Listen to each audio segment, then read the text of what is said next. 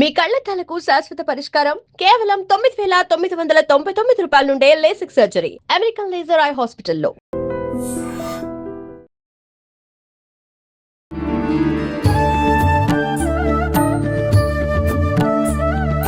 నమస్కారం, welcome to I dream. ధర్మ మార్గం విత్ విజిత కార్యక్రమానికి స్వాగతం. ప్రస్తుతం మనతో పాటు ఉన్నారు శ్రీ జగదాంబ త్రిశక్తి పీఠాధిపతులు బ్రహ్మశ్రీ బెనారస్ గురూజీ. ఇప్పుడు వారితో మాట్లాడదాం. నమస్కారం అండి. శ్రీమాత్రే నమః. ముఖ్యంగా ఈ శ్రావణ మాసం అంతా కూడా ఎక్కువగా పూజ చేసుకున్న అనంతరం ఖచ్చితంగా ముత్తైదువుకి వాయనం ఇస్తేనే ఆ పూజా ఫలితం ఉంటుందనే ఒక భావన ప్రతి ఒక్క స్త్రీలో ఉంటుంది. నిజంగా ఈ మధ్య కాలంలో ఒకప్పుడు ఇలాంటి సందేహాలు లేవు, కానీ ఇప్పుడు వచ్చే సందేహాలు ఏంటంటే అసలు వాయనం ఎవరికి ఇవ్వాలి అంటే, ఒక చిన్న పాపని అమ్మవారిగా భావించి ఆమెకైనా ఇవ్వచ్చు కదా, లేదు మా ఇంట్లో ఉన్న వాళ్ళకి వాయనం ఇస్తే సరిపోతుంది కదా, ఒకరికొకరు మేమే ఇచ్చుకుంటాము బయటి వాళ్ళు ఎందుకు, ఏదో రకరకాలుగా ఆలోచిస్తున్నారు. అండ్ పూజ చేసేటప్పుడు కూడా మదరు అత్తగారు ఎవరన్నా ముత్తైదుగా లేకపోతే వాళ్ళ మంచి మనసు వాళ్ళ ఆశీర్వాదం మా పైన ఎప్పటికీ ఉంటుంది, మేము ఇస్తే ఏమవుతుంది, ఇలాంటి ఆలోచన చేసే స్త్రీలు కూడా ఉన్నారు. ఒక్కసారి అసలు ఈ వాయినాలు ఎందుకు ఇవ్వాలి, అసలు ఎవరికి ఇవ్వచ్చు, ఇస్తే ఏమైనా దోషమా ఇలాంటి వారికి, వీటి గురించి వివరణ. తప్పకుండా అమ్మ. వాయనము అనేటువంటిది మామూలుగా ఇచ్చుకున్నమ్మ వాయనం పుచ్చుకున్నమ్మ వాయనం అనేటువంటిది మనకు ఒకటి నానుడు ఉంది. ఈ వాయనంలో అసలు ఏం పెట్టాలి, ఏమి ఇవ్వాలి అనేది చాలామందికి తెలియకుండా ఇచ్చేస్తున్నారు కొంతమంది వాయనాలు. ప్లాస్టిక్ ద్రవ్యాలతో కలిపి వాయనం ఇవ్వకూడదు. ఇప్పుడు ఏమవుతుందంటే, నేను అబ్జర్వ్ చేశాను, ఎట్లాగో రిటర్న్ గిఫ్ట్ ఒకటి ఇవ్వాలి కదా మనం పిలిచినప్పుడు అని కొంతమంది ప్లాస్టిక్వి ప్లేట్లు లాంటివి అవి పెట్టి దానిలోనే ఈ వాయన పదార్థాలన్నీ పెట్టి అలా ప్లాస్టిక్తో ఇస్తున్నారు. అసలు అలా ఇవ్వకూడదు ఒకటి. రెండవది పసుపు కుంకుమ మనం ప్యాకెట్స్ రెడీమేడ్గా దొరుకుతున్నాయి అని చెప్పి మనం ఇచ్చేస్తున్నాము. అసలు అలా కూడా పనికిరాదు. నిజంగా చెప్పాలంటే పసుపు కుంకుమ మీరు కావాలంటే ఒక పేపర్లో ప్యాక్ చేసుకోండి. ఇదంతా ఎందుకు చెప్తున్నామంటే, శాస్త్రం ఎప్పుడూ కూడా ప్రకృతిని కాపాడింది, ప్రకృతిని కాపాడే పని మనం చేస్తూ ఉండాలి. ప్రకృతికి విరుద్ధమైనటువంటి చేస్తూ ఉంటే ప్రకృతిలో అనవసరమైనటువంటి ప్రమాదాలకి మనమే ముందడుగు వేసుకుని నడిపించుకున్నటువంటి వాళ్ళం అవుతాం. దయచేసి నేను ఇచ్చేవాళ్ళని విమర్శించటం లేదు, ఇలాంటివి వద్దు. మనం ప్రకృతిని, అమ్మవారి నామంలోనే ఉంది ప్రకృత్యై నమః అంటే ప్రకృతి ఎలా ఉందో నువ్వు కూడా అలా వెళ్ళు. వెళ్ళకపోతే ఏమవుతుంది, వెనకాతలో ఇంకో నామం వచ్చేసింది వికృత్యై నమః, వికృతాలు చూడాల్సి వస్తుంది. కాబట్టి ఎందుకు వచ్చింది మనం అక్కడి దాకా వెళ్ళటం? చక్కగా పచ్చని చెట్లు ఉన్నాయి, పచ్చగానే ఉందాము, మన ఇల్లు కూడా పచ్చగా ఉంటుంది. కాబట్టి వాయనంలో ప్లాస్టిక్ ద్రవ్యాలతో కూడుకున్నటువంటి ప్యాకెట్స్ కానీ ప్లాస్టిక్తో ఉండేటువంటి ఐటమ్స్ కానీ దయచేసి పెట్టి ఇవ్వకుండా ఉండటం, చాలా భగవంతుడు ఆనందపడతాడు. ఇది 1000కి పైన ఆనందం కలుగుతుంది భగవంతుడికి. ఎందుకంటే ధర్మాన్ని ఆచరిస్తున్నట్లు లెక్క మనం. అదొకటి. వాయనంలో ఇచ్చే పదార్థాలు పసుపు కుంకుమ మంచివి అయి ఉండాలి. ఎందుకంటే అవి వారి ఇంట్లో గబుక్కును వాడుకుంటారు. వాడుకున్నప్పుడు సహజంగా ఈ పసుపు రాగానే ఏం చేస్తారంటే వంటింట్లో పసుపు డబ్బాలో పోసేస్తారు. అవి గబుక్కున ఏదన్నా ప్లాస్టిక్ కలిసినవైనవి అనుకోండి, రోజు వాళ్ళ ఆహారంలో వాడితే ప్రమాదం అవుతుంది. ఒకటి. కాబట్టి ఒరిజినల్గా దొరికే పసుపుని కుంకాన్ని వాడాలి, కెమికల్స్ లేని. రెండోది కుంకుమ. ఇక్కడ బొట్టు పెట్టుకుంటే పాపం చాలామంది మాతృమూర్తులకి నేను చాలామందిని చూశాను, నల్లగా అయిపోవటము, మచ్చ ఏర్పడటము, దురద రావటం, పాపం వాళ్ళు ఇబ్బంది పడుతున్నారు కూడా. సో అది కెమికల్ కలిసి ఉంటుంది. దయచేసి అలాంటి కెమికల్ కలవని పదార్థాలుగా పసుపు కుంకాలు ఉండాలి ముఖ్యంగా. అదొకటి. తర్వాత చక్కని వస్త్రాలు జత అని అన్నారు. అంటే 2 జాకెట్ ముక్కలు మనం దానిలో పెట్టాలి వాయనం ఇచ్చేటప్పుడు. లేదు మనకు అంత శక్తి లేదండి అనుకున్నప్పుడు ఒక కర్చీఫ్ని ఒక జాకెట్ ముక్కను కూడా పెట్టివ్వచ్చు. ఇప్పుడు ఖరీదు ఎక్కువైంది, ఇదైతే తక్కువగా దొరుకుతుంది. ఇప్పుడు అది కూడా అంతే రేటు ఉన్నది నిజంగా చెప్పాలి అంటే. ఒకటి. ముఖ్యంగా పళ్ళు అంటే కదలీ ఫలం పెట్టమన్నారు, అరటిపండు. ఇప్పుడు ఈ అరటిపళ్ళు తినేవాళ్ళు తగ్గిపోయారు. మీరు బాగా గమనించినట్లయితే నిజం. అరటిపళ్ళల్లో ఇవి రకరకాలుగా ఈ చెట్లకు వేసే మందులే కానివ్వండి, విత్తనాల్లో కూడా 2-3 రకాల విత్తనాలని కలిపేసి తయారు చేసేటువంటి ప్రక్రియలో అరటిపండుకి వెంటనే నొసములు వచ్చేస్తున్నాయి అవును. ఇళ్లల్లో. అవును. అందుకని అరటిపళ్ళు ఎక్కువ మంది తీసుకురావట్లే. ఇస్తే మళ్ళీ పక్కకి అది ఇంకో వాయినంలో పెట్టి పక్కకు పంపించేస్తున్నటువంటి సిచ్యువేషన్స్ ఉన్నాయి. నిజమే. కాబట్టి అలాంటివి చేయకూడదు నిజంగా చెప్పాలి అంటే. ఓకే. మరి అరటి పండుగ బదులు బత్తాయి కూడా, ఆరెంజ్ కూడా ఇస్తున్నారు చాలా మంది. ఇప్పుడు ఒకటి శాస్త్రంలో కదలీ ఫలానికి ప్రాముఖ్యత ఇచ్చారు. ఓకే. కదలీ ఫలం అంటే లక్ష్మీప్రదము. కదలీదేవి అంటేనే లక్ష్మీదేవి. ఓకే. కాబట్టి ఆ పండుని పంచమన్నారు. అది సర్వదేవతలకి ప్రీతికరమైనటువంటిది. ఒక ఋషి గారి యొక్క భారీ శక్తి కలిగి ఉన్నటువంటిది దాని లోపల. కాబట్టి అలాంటి పండ్లని పంచమన్నారు. లేదు మనం కాదనుకున్నప్పుడు జామ పళ్ళు ఇవ్వవచ్చు, యాపిల్ పళ్ళు ఇవ్వచ్చు, ఇందాక మీరు అన్నట్టుగా బత్తాయి పళ్ళు ఇవ్వవచ్చు, ఏవైనా ఇవ్వవచ్చు. కానీ కదలీ ఫలం ప్రాధాన్యత ఇచ్చారు. చక్కని తమలపాకులు, నాగవల్లి వేరు తమలపాకుల్లో ఇప్పుడు రకరకాల ఆకులు వచ్చేసాయి. నాగవల్లి వనంలో లోపలికి ఆడవాళ్ళు వెళ్ళేవాళ్ళు కాదు పూర్వం. అంటే తమలపాకు వనంలోకి ఆడవాళ్ళని పంపించేవాళ్ళు కాదు కొయ్యటానికి కూడా. ఎందుకంటే వాళ్ళకి దోషం ఏమన్నా సందర్భం వచ్చినప్పుడు వాళ్ళు పనికి వస్తే ఆ వనమంతా మాడిపోయేదిటమ్మా పూర్వకాలం. రజోదోషం నెలసరి ఉన్నప్పుడు రాకూడదు. ఇప్పుడు మన ఇళ్ళ దగ్గర చూడండి, అందరు తమలపాకు మొక్క పెడుతున్నారు. ఈ తమలపాకు మొక్క ఎండిపోదు మీరు దాన్ని ముట్టుకున్నా కూడా. అది మన తమలపాకు కాదు కదా, బంగ్లా ఆకు అంటున్నాం మనం. మరి అవి పూజకు వాడచ్చా? ఇక వాడచ్చా అంటే ఇది తమలపాకు, దానికి కూడా పేరు నాగవల్లి దళిత్రం అనే మంత్రమే ఉన్నది కదా. కాబట్టి ఆ తమలపాకులు వేరు నిజంగా చెప్పాలి అంటే. అదే చెప్తున్నా కదా, ప్రకృతి ఏదైతే శాస్త్రం ఏదైతే చెప్పిందో దాన్ని చక్కనిగా శనగలు 3 గుప్పిళ్ళు శనగలు ఉండాలి దాని లోపల, నానబెట్టిన శనగలు. ఈ 3 మంచి శనగలు అయ్యి ఉండాలి. వైట్ వా లేకపోతే బ్రౌన్ కలర్ అమ్మ. బ్రౌన్ కలర్వే మంచిగా నానబెట్టి కిందటి రోజు శుభ్రంగా స్నానం చేసుకుని మనం పవిత్రంగా ఉండాలి. అవి నానబెట్టేటప్పుడు చక్కగా దాన్ని ఎవరు ముట్టుకోకుండా ఉండాలి. ఎందుకంటే సహజంగా నానిన తర్వాత ఒక గింజ ఇట్లా నోట్లో వేసుకుంటూ ఉండే అలవాటు ఉంటుంది సహజంగా. అంటే అది మళ్ళీ దేవుడికి పెట్టాలిగా. మొత్తం శనగలు దేవుడి దగ్గర పెట్టిన తర్వాత వాటిని మళ్ళీ వాయనం కింద కొన్ని తీసి ఇస్తూ ఉంటాం మనం. బుట్ట వాయనం వేరు, మనకి ఎక్స్ట్రా ముత్తైదువులకి వాయనాలు వేరు పెట్టుకుంటారు మన ఆడవాళ్ళు. కాబట్టి ఇట్లాగా ఈ వాయనంలో ముఖ్యంగా. తర్వాత ఒక్క మంచి ఒక్కలు అయ్యి ఉండాలి.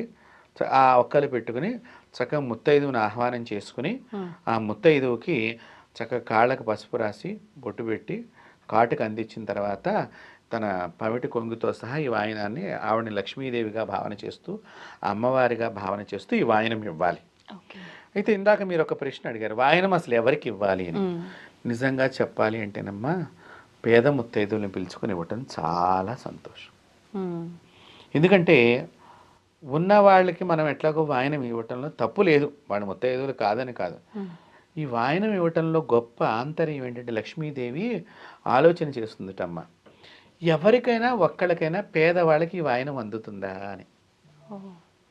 లక్ష్మీదేవికి ఆనందం కలిగే పని చెయ్యాలి మనం. కాబట్టి మనం పిలుచుకునే వాళ్ళల్లో ఒక్కళ్ళు, ఎందుకంటే పాపం వాళ్ళని ఎవరు పిలవరు. యథార్థంగా చెప్పాలంటే, అయ్యో నేను ముత్తైదునై ఉండా కూడా ఎవరు నన్ను వాయనానికి పిలవలేదని వాళ్ళు బాధపడుతూ ఉంటారు. మనం ఏదో ఆవిడ ముత్తైదు కదని పలకరిస్తాం, రోడ్డు మీద కనిపిస్తే వచ్చేసేయచ్చులేండి మీరు మా ఇంటికి, నేను ఇస్తానులేండి ఎవరే ఓపెన్. అలా కాదు. నిజంగా అంటే మనం కూడా వాళ్ళని ధనవంతుల్ని ఎలాగైతే ప్రేమగా పిలుస్తున్నామో అలాగే వాళ్ళకి కూడా. కొంతమంది అలాంటి వాళ్ళు వస్తే పని వాళ్ళ చేత పసుపు రాయిస్తారు. ఇది చాలా తప్పు. వీళ్ళే రాయాలి. మన స్టేటస్ని బట్టి వాయనం కాదమ్మా. అమ్మవారు అట్ట లేదు. పేదవారికైనా సమస్థితిలో భగవంతుడు పేదవాడికైనా ధనవంతుడికైనా కూడా సమస్థితినే ఉన్నాడు.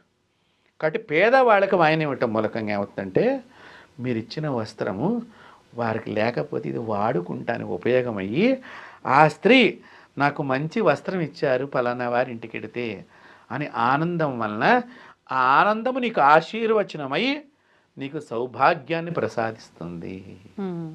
ఇది వాయనం ఇచ్చే లోపల ఇంత అంతరార్థం ఉన్నది. ఇప్పుడు కాళ్ళకు పసుపు రాయాలి అన్నారు. ఆ రోజున నార్మల్గా అందరూ పూజ చేసుకుంటారు. పసుపు ఒకసారి పెట్టిన తర్వాత రెండోసారి పెట్టుకోకూడదు అని కూడా అంటారు కదా, అట్లా ఏమీ లేదమ్మా. 2 సార్లు రాయొచ్చు. ఎన్నిసార్లైనా నీవు కాళ్ళకి రాయించుకోవచ్చు, ఓకే. తప్పకుండా రాయించుకోవచ్చు. పసుపు కానీ బొట్టు కానీ అలా దూసి తరంగా అయ్యి నమో నమః అమ్మవారి మీదట అలా పసుపు పడుతూ ఉంటుందిట ఓహో. ప్రతినిత్యం కూడా. అనేక మంది సుహాసినిల చేత ఆవిడ మీద పసుపు కుంకాలు. అందుకనే పూర్వీకులు ముత్తైదులు బాగా మా చిన్నప్పటి మేము గమనించేవాళ్ళము, పసుపు పడింది అనుకోండి దులుపుకునేవాళ్ళు కాదు. మేము వచ్చి దులపమాకరా అనేవాడు. అంటే ఏంటి, నేను ఎప్పుడు అలా ఉండాలి, నా ఒంటి మీద పసుపు పడేటట్టుగా ఉండాలి. ఇప్పుడు మనం పడితే మనం మళ్ళీ ఇలా చేయబెట్టుకుని ఒంటి మీద పడకూడదు, ఎన్నో జాగ్రత్తలు రకరకాలుగా మళ్ళీ అలా మనం పాటిస్తున్నాం. పూర్వీకులు అలా పాటించేవాళ్ళు కాదు. అలా స్త్రీగా నువ్వు ఉండిపోవాలి అని కోరుకునేవాళ్ళు వాళ్ళు. ఒకటి. తర్వాత ఇందాక మీరు ఎవరికి ఇవ్వాలి వాయినము అనేది కూడా ఒకటి అడిగారు.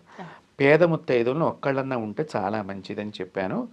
వాళ్ళతో పాటు ఏ ముత్తైదు అయినా పర్వాలేదు, దాని లోపల కులాన్ని చూడకూడదు, ముత్తైదు అయి ఉండాలి. ముఖ్యంగా కొంతమందికి శాస్త్రంలో వాళ్ళు మడిగట్టుకుని కొన్ని పూజలు చేస్తారు కాబట్టి వారు వాళ్ళని పిలుచుకునేటువంటి అలవాటు ఉంటుంది.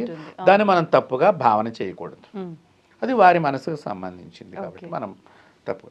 రెండవది ఇక్కడ ఒక విషయం ఏంటంటే, ఆవిడ మొగుడిని వదిలేసిందండి, ఈవిడికి విడాకులు ఇచ్చేసారండి, వీళ్ళు ఆయనతో ఉండట్లేదండి, గొడవ పడిందండి అని ఇట్లా కొంతమంది గురించి కొంతమంది చెప్తూ ఉంటారు. వాళ్ళకి వాయనం ఇవ్వచ్చా? తప్పకుండా ఇవ్వవచ్చు. సౌభాగ్య స్త్రీ అయి ఉంటే చాలు, భర్త కలిగినటువంటి స్త్రీ. మనసుకి ఇబ్బంది అయి దూరంగా ఉన్నారే తప్ప భర్త భూమి మీదనే ఉన్నారు. వారికి ఇవ్వటం మూలకంగా మనకు కూడా అలాంటిది ఏమన్నా వస్తుందేమో ఆలోచన అవసరం లేదు. అది పిచ్చి భ్రమ. అస్సలు అట్లాంటి ఆలోచన ఎవరు కూడా పెట్టుకోకూడదు. ఇంకా నిజంగా చెప్పాలంటే ఆమెను పిలిస్తే ఆమె మనసు ఆనందపడుతుంది, కాస్త బాధకి స్వాంతన దొరుకుతుంది. అప్పుడు తన లోపల ఉండే బాధని నీ దగ్గరకు ఇంకొక రోజున వచ్చి ఏదైనా చెప్పుకున్నప్పుడు నువ్వు ఆమె బోధ పోగొట్టేటువంటి ప్రయోగం మూలకంగా మళ్ళీ తన భర్త తన దగ్గరికి చేరే అవకాశం నీవు తీసుకున్న దాని అవుతావు. నిన్ను భగవంతుడు హర్షిస్తాడు. కాబట్టి విడాకులు అయిపోయినంత మాత్రానో, ఏదో మనసులో అభిప్రాయ భేదాలు వచ్చినంత మాత్రానో మనం ఆ స్త్రీకి వాయినం ఇవ్వటం తప్పు, దానికి ఇస్తే మనకు కూడా అవుతుందేమో అలాంటి ఆలోచనలు ఏమో పెట్టుకోకూడదు. భర్త కలిగి ఉన్న స్త్రీ అంటే దూరంగా ఉన్నప్పటికీ కూడా సుహాసిని అయి ఉంటే చాలు, మనం ఇవ్వవచ్చు, ఎటువంటి తప్పు లేదు. మనమే మన సాటి స్త్రీని, ఒక స్త్రీ సాటి స్త్రీని గౌరవించకపోతే ఎలాగా గౌరవించాలి? ఇక్కడ ఏమన్నారంటే పుణ్యస్త్రీ అని చెప్పారు. పుణ్యస్త్రీ అంటే భర్తను కలిగి ఉన్నది. ఇప్పుడు భర్త అమెరికాలో వెళ్ళాడమ్మా ఉద్యోగానికి, ఇప్పుడు ఆవిడ పిలుస్తున్నామా లేదా? పిలుస్తున్నా. మరి ఇప్పుడు దగ్గర లేడుగా, ఇప్పుడు లేకపోయినా ఎప్పుడో ఒకప్పుడు వస్తాడని కదా.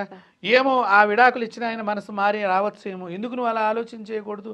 నీ వాయినం పుచ్చుకున్న రోజున ఆమె అభాగ్యం పోయి భాగ్యం కలగచ్చేమో, మంగళప్రదం కావచ్చేమో నీ చేత్తో ఇచ్చేది. దాని గురించి మీరు ఎందుకు ఆలోచన చేయటం లేదు? వాయినం ఇచ్చే స్త్రీ ఎవరికైనా వాయినం ఇస్తే ఆమె కూడా వాయినాలు ఇచ్చే శక్తి కలుగుతుంది. ఒకటి. వాయినం పుచ్చుకున్న స్త్రీ ఎప్పుడు వాయినాలు పుచ్చుకుంటూ ఉంటే సౌభాగ్యాన్ని కలిగి ఉంటుంది. కాబట్టి పరస్పరము రెండు శక్తులు ఉన్నాయి ఇక్కడ. ఈ రెండు శక్తుల్ని స్త్రీలు పొందటానికి గాను ఈ వాయన కార్యక్రమాన్ని ముఖ్యంగా పేదవారి రక్షణ కోసం వేదంలో ఈ వాయనం పద్ధతిని కూడా పెట్టడం జరిగింది. బాధని పోగొట్టడానికి ఈ వాయన పద్ధతి. ఇప్పుడు వాళ్ళకి ఎవరికైనా పాపం ఆవిడ వచ్చినప్పుడు మనం గమనిస్తాం కదమ్మా, ఆవిడేదో మామూలు చీర కట్టినాయి, పాపం ఇవిడ పెద్ద, మనం గబుకున నాకు బీరవా నిండా చీరలు పడినాయి, ఒక చీర ఇస్తానండి, ఆవిడ పాపం బాధపడుతుంది. నువ్వు చీర పెట్టావనుకో, అది రేపు కట్టుకుని ఏమ్మా విజిత ఇగో నేను కట్టుకుని వచ్చి అంతేనండి, నీకు ఎంత ఆనందం ఆ రోజున ఒకసారి కళ్ళల్లో నీళ్లు తిరిగిపోతాయి. అది చెయ్యాలి. వాయనం అంటే భగవంతుడు వేదాలలో పెట్టిన సిస్టమ్ అంతా కూడా సాటి మనిషిని ప్రేమించడమే పూజ. కాబట్టి వాయనము ఈ విధంగా ఇచ్చుకున్నట్లయితే మిమ్మల్ని అమ్మవారు వరిస్తుంది తొందరగా. కాబట్టి ఇలాంటి వరించే పద్ధతుల్ని ప్రతి స్త్రీ పాటించాలి. నా మాటల వలన ఎవరికైనా ఇబ్బంది కలిగితే అన్యదా భావించకండి. నేను ఎప్పుడు కూడా అందరూ మంచిగా ఉండాలని చెప్తూ ఉంటాను. అందరికీ ఆనందం కలగాలనేటువంటి భావనే తప్ప ఇలాగ దూరం పెట్టి విమర్శించే వాళ్ళని నేను విమర్శిస్తున్నానని కాదు. ప్రతి స్త్రీ కూడా నాకు తల్లితో సమానం. చాలా సంతోషం. ధన్యవాదాలు. And for more videos, Please subscribe to iDream. Please subscribe to iDream. Please subscribe iDream. And please subscribe to iDream. For more videos, subscribe to iDream. please like, share and subscribe to the channel. Congratulations, iDream. Subscribe to iDream. Subscribe to iDream. So subscribe to iDream Media. iDream ki iDream team andarki huge congratulations. Please subscribe iDream Media. Please subscribe to iDream. Subscribe iDream. Please subscribe to iDream. iDream అంటే నా కళల channel subscribe చేసుకున్న నోరు తిరుగుతలేదు. మీరైతే గంట గుర్తు కొట్టండి. For more such videos, please subscribe to iDream. Subscribe to iDream. Please subscribe to iDream. Please subscribe iDream Media. Please do subscribe to iDream. Please subscribe to iDream Media. For best entertainment and information, please subscribe iDream. And don't forget to subscribe to iDream.